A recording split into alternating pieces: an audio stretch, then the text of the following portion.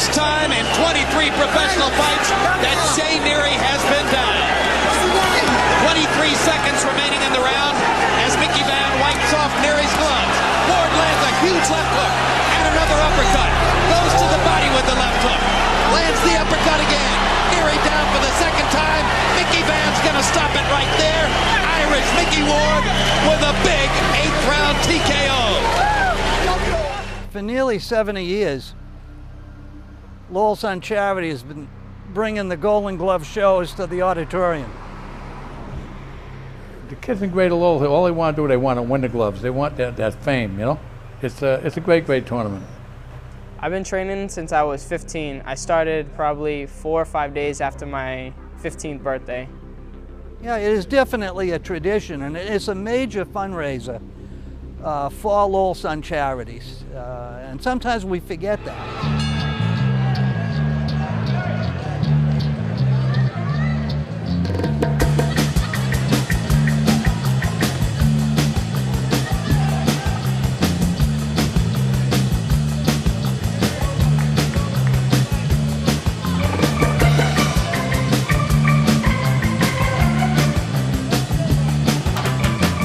They come here to learn how to box, and we work hard and try to teach them all the basics and the fundamentals and everything, and if they're ready, we kind of put them in. You know, we get a lot of kids, they'll come in, they just don't make the grade. This first year, they might have to train all year, and we put them in the following year, you know? Well, how I got involved, I had this friend, a family friend, his name was Artie, and he would always push me to come to the gym months and months. Every time I seen him, he'd always say, come to the gym, come to the gym. And then finally I said, all right, fine, I'll go to the gym. You know, I listened to him. And then after that, he babied me every day. Like, he'd show me every move, and he'd watch my every move. And then he would get in the ring and spar with me, but he would let me hit him. He wouldn't hit me back. And then from that point on, I started liking boxing more. And then when he stopped coming, I wanted to prove to him that I would still go, even though he's not there. I can show him that I was a dedicated person. And then I kept coming, and then before you know it, I got my trainer Joey, and then I've been stuck with boxing ever since. It's like a landmark for the city of Lowell. Golden Glove's a great organization, you know.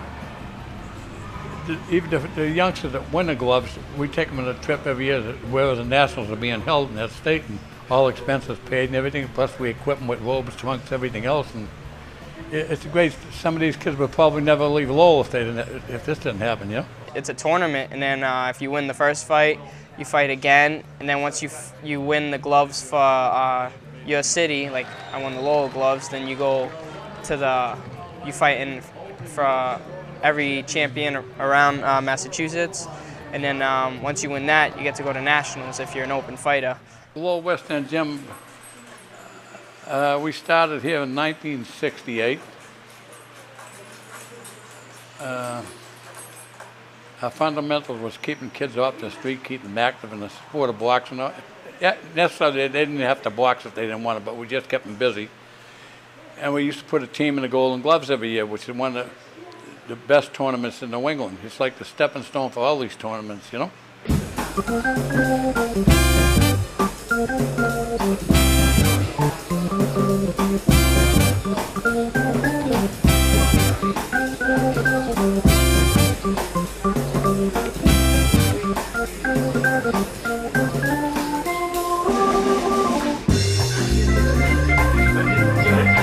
The Lowell Sun got involved with the Golden Gloves again about 67, 70 years ago when they bought the franchise from the New York Daily News that had the franchise for the Golden Gloves in this region.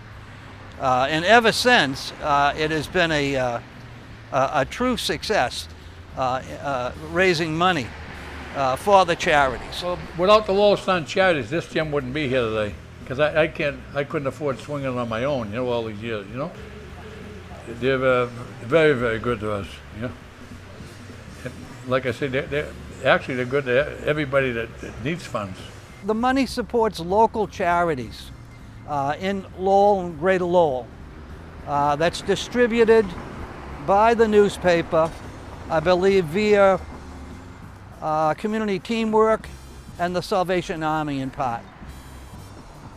I originally started the Middlesex Training School. We were training youngsters. We had a big gym up there. I used to work there, and I got done work at 2 o'clock, and I talked to the superintendent into letting us use the gym to keep these kids active and tell them about the Soul Mittens boxing tournament for the little kids, which started in Lowell here. And he let me start a program along with Dave Cronin. He's passed away now, but a great, great kid. We'd enter kids in the Soul Mittens. Then one year, the county commissioners, they didn't want no outside kids in the grounds, because I used to bring like Dickie Eklund and a couple of my sons up there to work with these kids myself.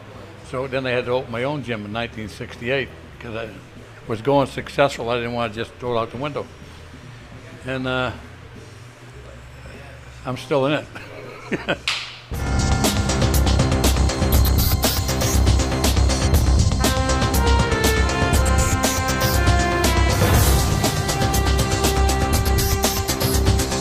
They come here to learn how to box, and we work hard and try to teach them all the basics and the fundamentals and everything, and if they're ready, we kind of put them in. This is something I definitely want to stick with. It's definitely one of my dreams, and I really want to make it come true.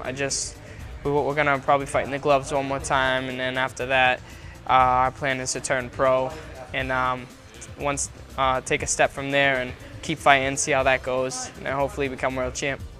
Little Freddie Roach, he trains a lot of world champions and everything now in Vegas. He came through the Golden Gloves here.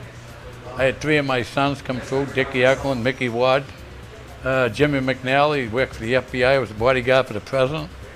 You know, we had a lot of kids we kept off the street, kept them in the gym, and they blossomed out, you know. So look at the world champions. We had Marvin Hagler. He fought in our Golden Gloves. Mickey Ward. You know, I had my son David, actually, we had him all signed to fight for the championship, world and featherweight championship, and he got hurt, and I had to retire from boxing. But it's a well appreciated thing. It's the applause after a knockdown or a good fight that you can hear clearly from out here on Merrimack Street. So that shows you and tells you right there that the crowd is really into it.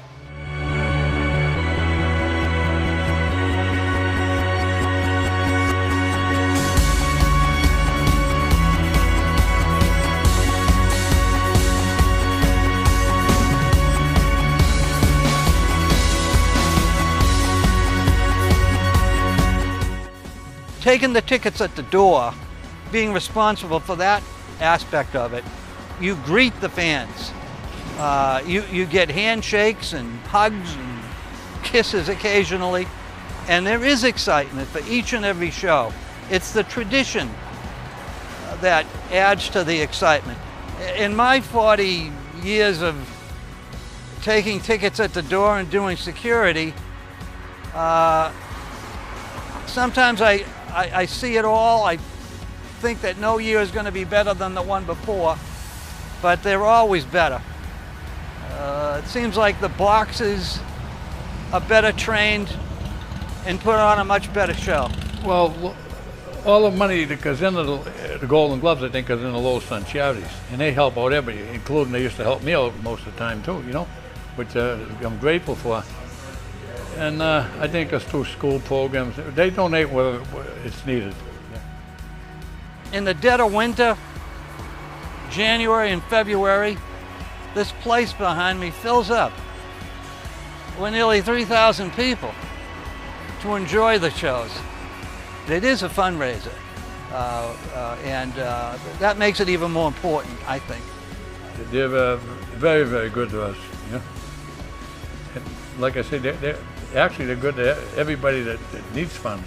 I got a lot of support from my family. That's definitely one of my #1 priorities is my family, because I mean, I don't have the greatest family in the world, and they don't always get along, but the days that I fight, they all come together, and they're definitely just one big happy family on that night, and everyone gets along with everybody, and it brings them closer, and that makes me happy. So it makes me definitely want to keep fighting, because I love seeing them like that. Calls a halt to the bout.